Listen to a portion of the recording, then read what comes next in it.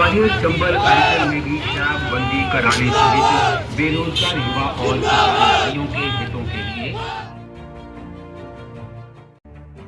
विभिन्न 5 सूत्रीय मांगों को लेकर समाधान पदयात्रा 110 किलोमीटर तय करके से विभिन्न क्षेत्र होते हुए ग्वालियर पहुंची। आपको बता दें कि वरिष्ठ समाज सेवी भूपेंद्र कराना के द्वारा 5 सूत्रीय मांग भिंड ग्वालियर हाईवे को 6 लाइन बनाने, इस हाईवे पर दुर्घटना में घायल और मृत परिवारों को उचित मुआवजा दिलाने, युवाओं को रोजगार देने एवं अग्निवीर योजना को समाप्त करने जैसी विभिन्न 5 सूत्रीय मांगों को लेकर भूपेंद्र करना 600 किलोमीटर की यात्रा तय करके दिल्ली पहुंचेंगे, जहां भिंड ग्वालियर हाईवे को 6 लाइन बनने के लिए केंद्रीय सड़क परिवहन मंत्री नितिन गडकरी जी को ज्ञापन सौंपेंगे। पदयात्रा में लोगों का भरपूर समर्थन मिल रहा है। ये पदयात्रा 6 दिन बाद ग्वालियर के डीडी नगर चौराहे पर पहुंची, जहां स्वर्गीय पंडित दीनदयाल उपाध्याय की मूर्ति पर माल्यार्पण। कहा कि पंडित दीनदयाल उपाध्याय ने भाजपा सरकार में रहकर जनता के लिए और जनता की परेशानियों को हमेशा सर्वोपरि मानते हुए निराकरण किया है। वही आज बीजेपी के जनप्रतिनिधि जनता की समस्याओं से दूर भाग रहे हैं और अपना कर्तव्य नहीं निभा रहे। आपका जवाब बहुत ही भावनात्मक जवाब है। मैं इस बारे में इतना ही कहूँगा कि पंडित दीनदयाल उपाध्याय जैसे, स्वर्गीय राजमाता सिंधिया जैसे लोग, आपका जवाब बहुत ही भावनात्मक जवाब है। मैं इस बारे में इतना ही कहूँगा कि पंडित दीनदयाल उपाध्याय जैसे, स्वर्गीय राजमाता सिंधिया जैसे लोग, मुखर्जी जैसे लोग, इन्होंने ये पार्टियों की स्थापना इसलिए नहीं की थी कि ये आने वाले भविष्य में सत्ता में रह के जनता की भलाई के लिए काम नहीं करेंगे। जनता के मरने की, जनता के घर उजड़ने की, जनता को बर्बाद होने की चिंता, और इनको ये आने वाले समय में संवेदनहीन हो जाएंगे। पंडित दीनदयाल उपाध्याय जी का मैं तहे दिल से जो है आभारी हूँ। मैं उनका बहुत ऋणी हूँ कि उन्होंने अपने जीवन का पूरा संघर्ष जो है एक पार्टी को खड़ा करने में लगा दिया, उसकी संस्थापना की।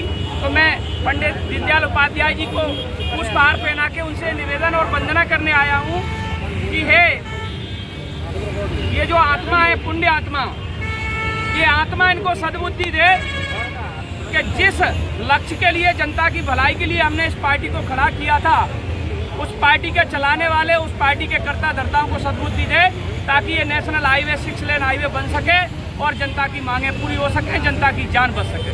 जय हिंद, जय भारत। निश्चित तौर से आप ऐसे सोच सकते हैं कि इसका समाधान पदयात्रा नाम क्यों रखा गया है।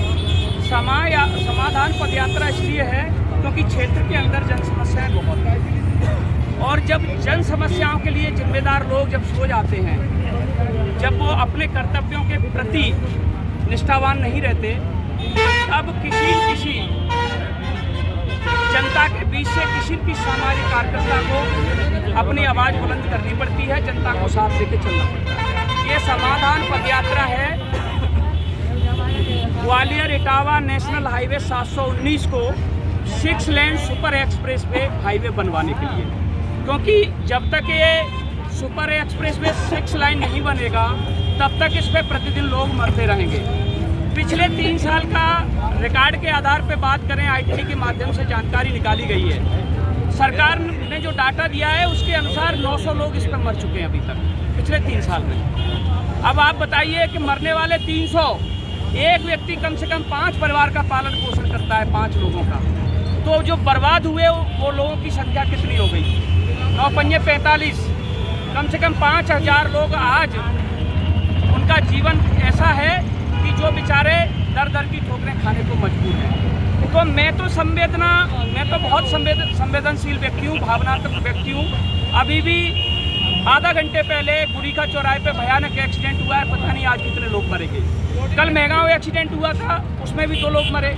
मैं यहाँ इस हाईवे पे 6 दिन से चल रहा हूँ, 6 दिन में एक भी दिन ऐसा नहीं गुजरा जिस दिन लोगों की मरने की खबर नहीं आई। तो बहुत ही प्रमुख और ज़रूरत वाली मांग है कि सरकार थोड़ी सी संवेदनशीलता दिखाते हुए, लोगों की मरने की चिंता करते हुए इस हाईवे को 6 लेन हाईवे बनाए।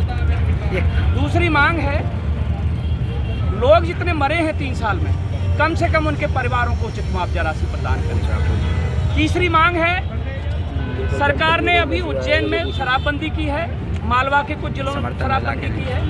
भैया एक ही प्रदेश में सौतेला व्यवहार क्यों? तो वो कह रहे हैं कि वहाँ तो महाकाल है, तो हम भी तो कह रहे हैं कि हमारे यहाँ पटिया वाले बाबा हैं। अरे जैसा वहाँ किया पूरा प्रदेश में लागू करो। एक संत है हरिगिरी महाराज, उन्होंने अपने जीवन की पूरी तपस्या समाज को सुधारने के लिए लगा दी। उन्होंने झोली फैला के लाखों की भीड़ के सामने सीएम साहब से कहा कि मैंने संकल्प लिया है कि मेरा समाज नशा मुक्त समाज हो। तो नशा मुक्ति की पहल में आप यहाँ शराबबंदी कर दीजिए। सरकार ने गोल मोल जवाब देके कह दिया कि आप तो गोपाल हैं, जहाँ गोपाल होते हैं वहाँ गऊ होती है, जहाँ गऊ होते हैं वहाँ स्वयं श्री कृष्ण भगवान विराजमान होते हैं। भैया गऊ, गोपाल, कृष्ण, राम ये सब करने से जनता बच जाएगी क्या? सरकार बिल्कुल संवेदनहीन हो चुकी है। सरकार को किसी के मरने जीने से कोई फर्क नहीं पड़ता। सरकार अति आत्मविश्वास में लवरेज है। सरकार जनता की बात सुनना ही नहीं चाहती। जी 6 दिवसीय आपकी जन समर्थन यात्रा ग्वालियर पहुंची है। यहाँ देखने में आ रहा है कि आपको लोकल जन समर्थन मिल रहा है। क्या वहाँ के जनप्रतिनिधि भी आपसे संपर्क साध रहे हैं, आपका समर्थन कर रहे हैं? मैं ये कहना चाहूँगा, आप मीडिया जगत के चौथे स्तंभ हैं देश के। मैं आपके माध्यम से कहना चाहूँगा कि जनप्रतिनिधियों में अगर संवेदना बाकी होती तो फिर हमको रोडों पे क्यों आना पड़ता?